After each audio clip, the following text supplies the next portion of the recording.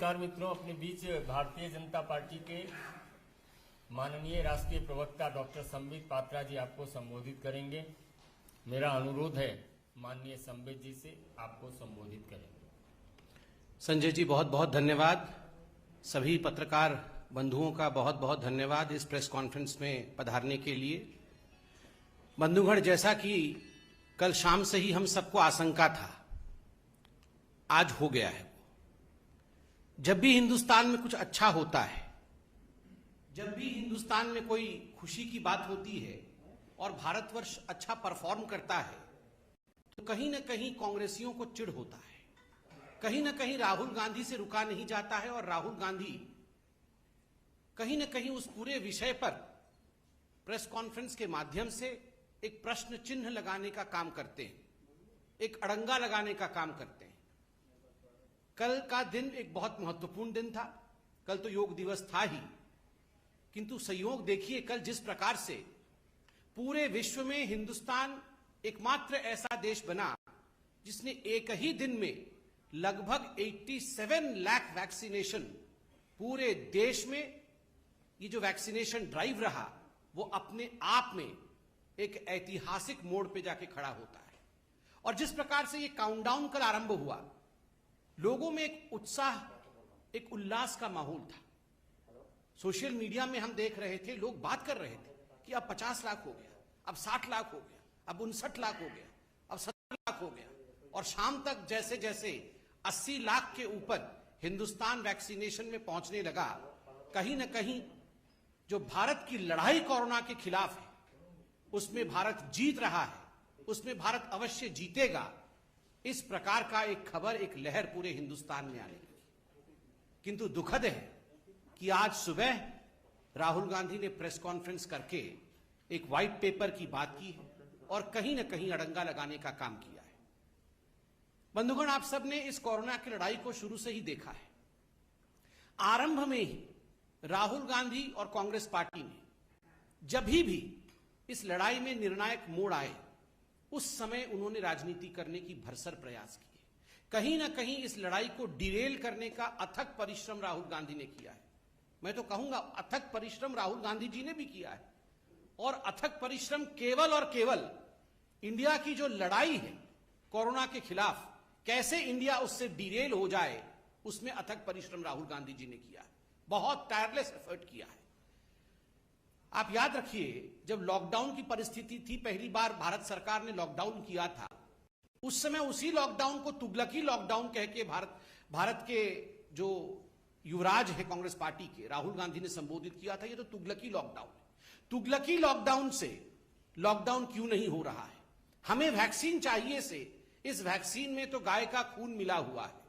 हमें वैक्सीन क्यों नहीं दे रहे हैं से जब कोवैक्सीन आता है और छत्तीसगढ़, राजस्थान इत्यादि राज्यों में कोवैक्सीन सप्लाई की जाती है, तो कांग्रेस शासित राज्य मना कर देते हैं वैक्सीन लेने से। वैक्सीन हेजिटेंसी को बढ़ावा मिलता है।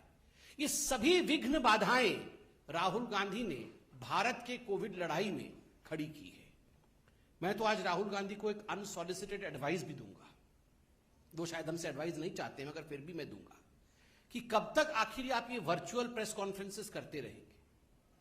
कब तक ये वर्चुअल प्रेस कॉन्फ्रेंसेस करेंगे? कभी रियल काम तो करिए। कभी कांग्रेस शासित राज्यों में जाइए और वहां किस प्रकार की परिस्थिति है, वहां कैसे वैक्सीन प्रॉफिटियरिंग हो रहा है पंजाब में, वहां किस प्रकार से वैक्सीन वेस्टेज हो रहा है राजस्थान में, किस प्रकार से वैक्सीनेशन सही तरीके से नहीं हो रहा है छत्तीसगढ़ में। आप वर्चुअल से निकल करके रियल ग्राउंड में जाके समीक्षा करिए राहुल गांधी जी। आज भी मुझे आश्चर्य हुआ, राहुल गांधी जी अपने प्रेस कॉन्फ्रेंस में डिसेंट्रलाइजेशन की डिमांड कर रहे थे कि ये जो लड़ाई है कोविड के खिलाफ, ये जो वैक्सीनेशन का प्रोसेस है, अगर डिसेंट्रलाइजेशन होगा तो वो ज्यादा अच्छा होगा। मुझे तो कभी कभी लगता है कि कंफ्यूजन और राहुल ये पर्यायवाची शब्द है। Confusion is thy name. Rahul Gandhi ji का नाम ही कंफ्यूजन है।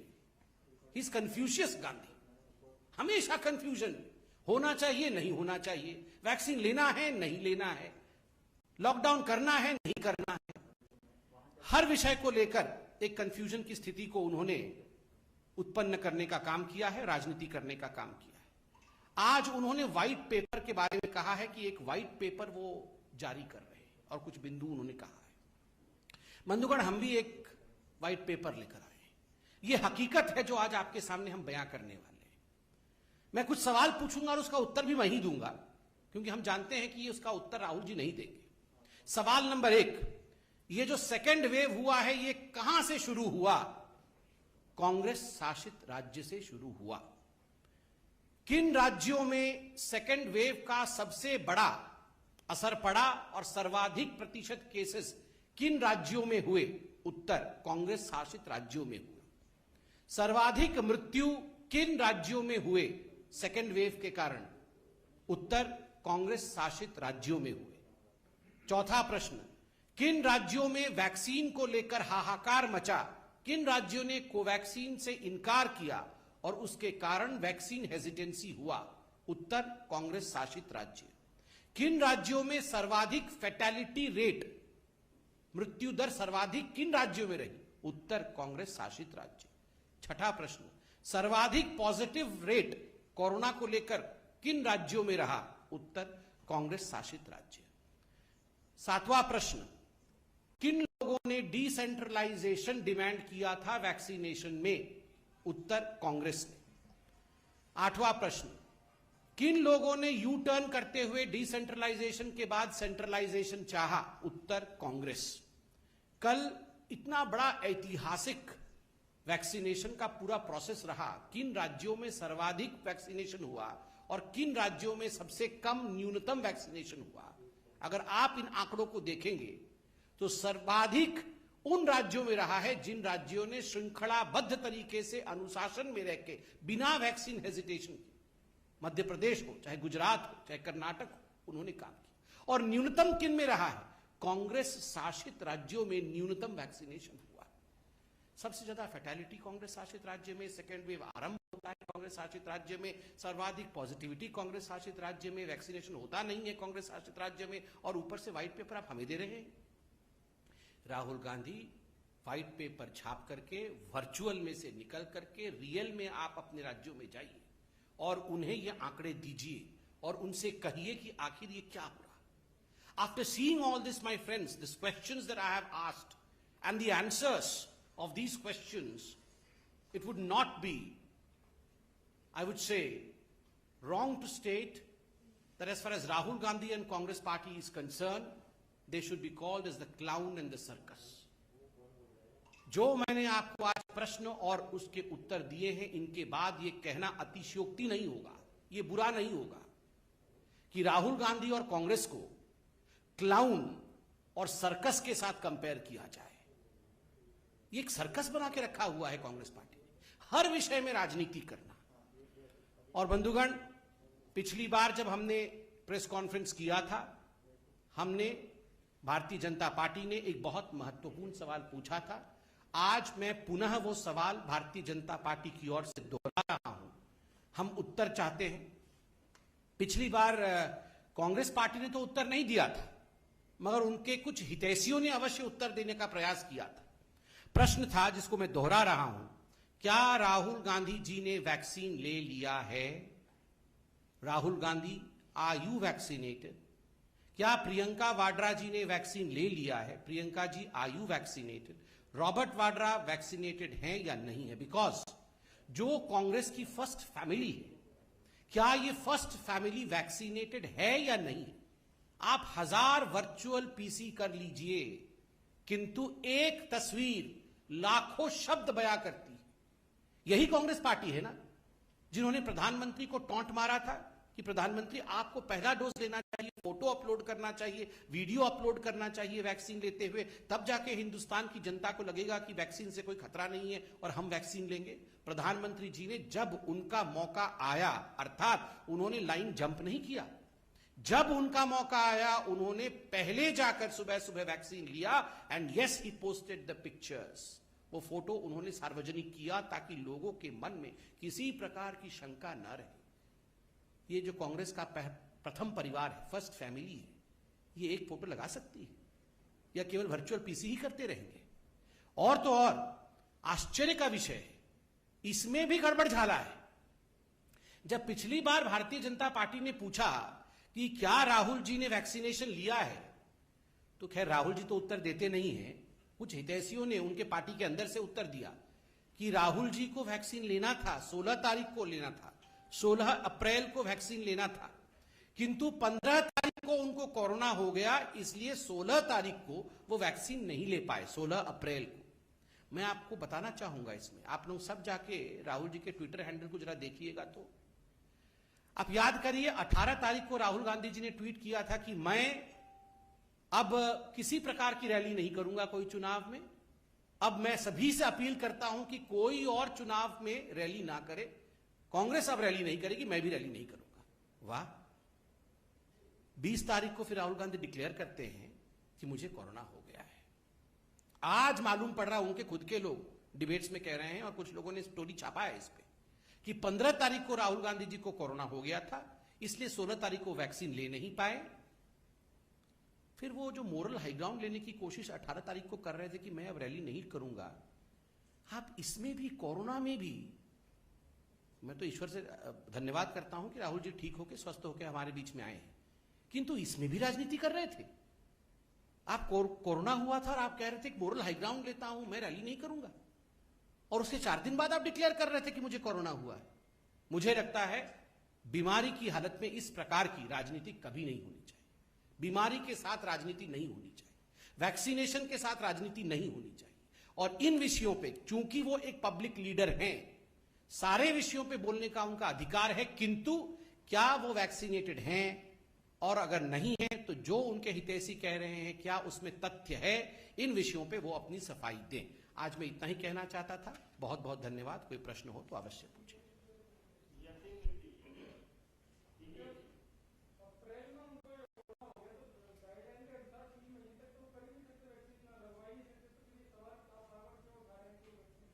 नहीं, वैक्सीनेशन का प्रोसेस जो है जनवरी से चालू हुआ है। जब वो तो 45 के ऊपर है ऐसा तो मुझे लगता है, तो उनका प्रोसेस तो उससे पहले चालू हुआ है। क्या अपने टाइम पे उन्होंने लगाया होगा, हो सकता है, बता नहीं रहे हैं तो क्यों नहीं बता रहे हैं। दूसरी बात है, अगर नहीं लगवाया और जो उनके कुछ हितैषी बोल रहे हैं कि उनको कोरोना 15 तारीख को हो गया था, तो उन्होंने 5 दिन तक छुपा करके उस 5 दिनों में राजनीति क्यों की?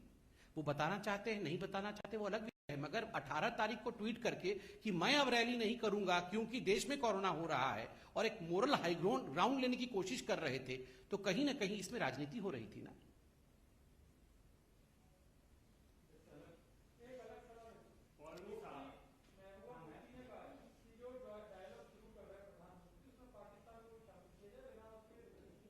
नहीं, no comments from the party on this. इस पे पार्टी कोई कमेंट करना नहीं चाहेगी, क्योंकि किन विषय पे बातचीत हो रही है इस विषय से हम अनभिज्ञ हैं। इस पे हम लोग कोई कमेंट नहीं करेंगे।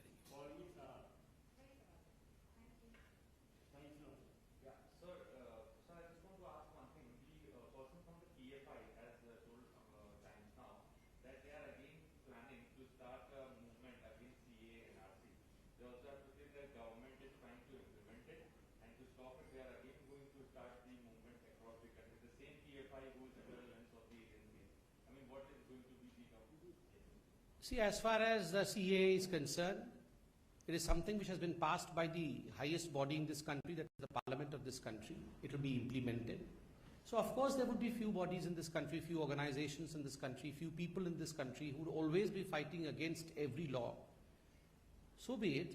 There are law regulatory authorities in India, they'll be looking after this.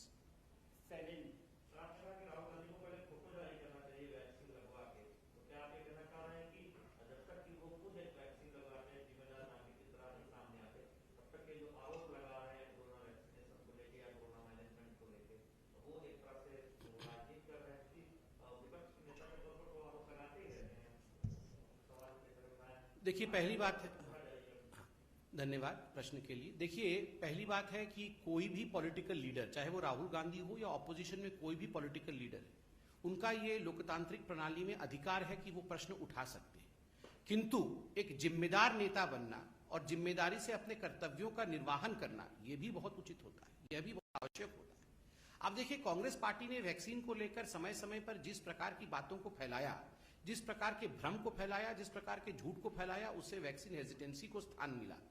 Covaxin से लोगों में खतरा है। कोवैक्सीन को लगा करके कहीं ना कहीं भारतीयों को गिनी पिग के रूप में हम इस्तेमाल करना चाहते हैं। उनके राज्यों ने कोवैक्सीन लेने से मना कर दिया।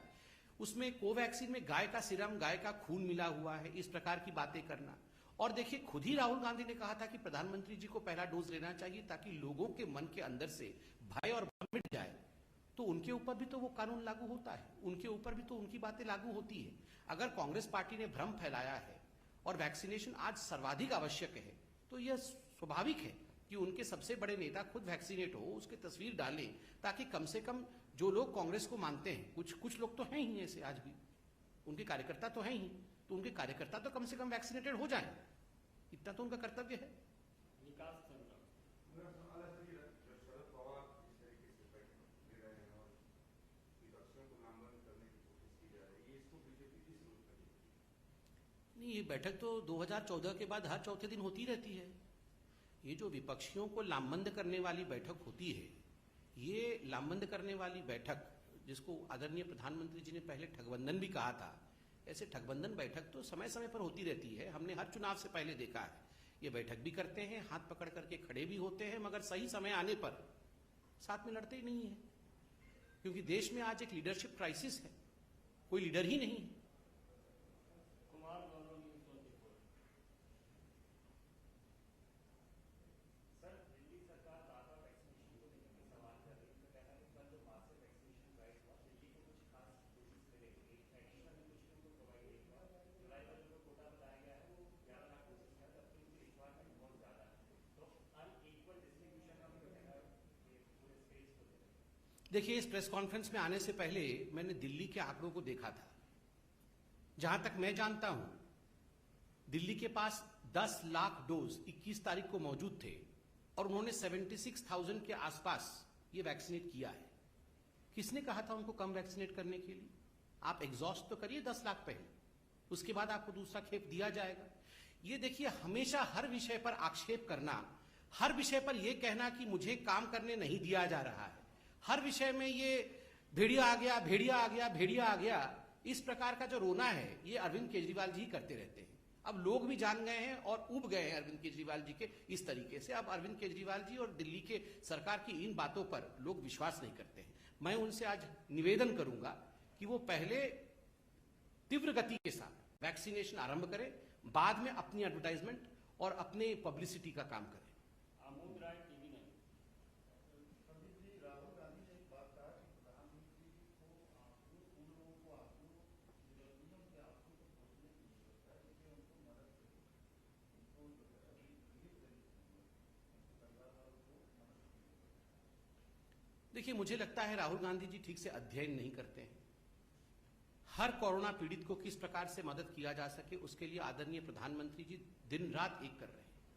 चाहे जो हमारे ऑर्फन्स हो, जो बच्चे, जो बालक और बालिका अनाथ हो गए, चाहे उनकी चिंता का विषय हो, चाहे व्यापारियों की चिंता का विषय हो, आत्मनिर्भर पैकेज का विषय हो, हर विषय में प्रधानमंत्री जी ने समय समय पर चिंता करके, सभी स्टेक होल्डर्स के साथ बातचीत करके जो भी हो सकता है वो इस देश ने, इस सरकार ने किया है।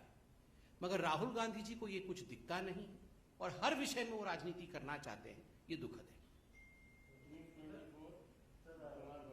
सवाल है, हालांकि आपने कहा कि उसके मुद्दे के बारे में आपको जानकारी नहीं है, लेकिन गुप्कार एलायंस की बैठक हुई थी और उसमें कहा कि 1970 कंप्रोमाइज नहीं हुआ। नहीं, देखिए, ऐसा नहीं है कि मुद्दे के विषय में जानकारी मैंने कहा था। मैंने कहा कि ये अभी टॉक हुई नहीं है, उससे पहले पार्टी के नाते हम कमेंट करें, ये उचित नहीं होगा। ये सरकार का विषय है, सरकार के साथ बातचीत हो रही है, होगी, इस विषय पे हम अभी कमेंट नहीं करेंगे। We will reserve our comments for a future day. Punjab में जिस तरीके से कैप्टन अमरिंदर सिंह और सिद्धू के बीच में एक बार फिर से जो है नाराजगी दिखने लगी है, आपको लगता है कि अगर ऐसी सिचुएशन रही तो वहाँ पे वैक्सीनेशन ड्राइव और कोरोना की लड़ाई ये इफेक्टेड होगी? ये बहुत अच्छा प्रश्न है। देखिए, पंजाब में जो मैंने आपको प्रश्न पूछा था कि किस राज्य में सर्वाधिक फेटेलिटी रेट रहा, आप देखेंगे पंजाब में जो फेटेलिटी रेट रहा था कोरोना को लेके, वो सर्वाधिक रहा था। स्वाभाविक है, पंजाब को एक स्पेशल अटेंशन की आवश्यकता है। जहां तक कोरोना मैनेजमेंट का संबंध है। वैक्सीनेशन ड्राइव भी वहां त्वरित गति से होनी चाहिए, किंतु वहां जिस प्रकार से वैक्सीन प्रॉफिटियरिंग हुआ और अभी जो राजनीतिक परिस्थिति पंजाब में है, वहां चीफ मिनिस्टर और बाकी मंत्रियों के बीच लड़ाई होना, कांग्रेस के अंदर एक सरपुटवल होना, बार बार चीफ मिनिस्टर और बाकी मंत्रियों को दिल्ली में समन करना, और कहीं ना कहीं वहां एक रिक्तता, राजनीतिक रिक्तता देखने को मिल रही है। तो जनता तो पूछेगी ही, अगर इस प्रकार की राजनीतिक सरपुटवल होगा और राजनीतिक रिक्तता रहेगी तो वैक्सीनेशन ड्राइव चलेगा कैसे? इसका जवाब तो राहुल गांधी जी को देना चाहिए। और हमने कहा, राहुल जी वर्चुअल पीसी से निकलकर पंजाब जाएं और वहां व्हाइट पेपर देकर आएं कि किस प्रकार से पंजाब में वैक्सीनेशन ड्राइव को बढ़ाया जा सकता है और सुचारू रूप से कोरोना को मैनेज किया जा सकता है। पंडित जी, 24 तारीख को अहम बैठक होनी है दिल्ली में कश्मीर के इशू को लेकर, उसको लेकर गुटकार गुट ने सीबीआई को उसमें शामिल किए, आप कैसे देखते हैं? नहीं, इसमें नो कमेंट्स फ्रॉम बीजेपी। ये पार्टी का विषय नहीं है, ये सरकार का विषय है। बहुत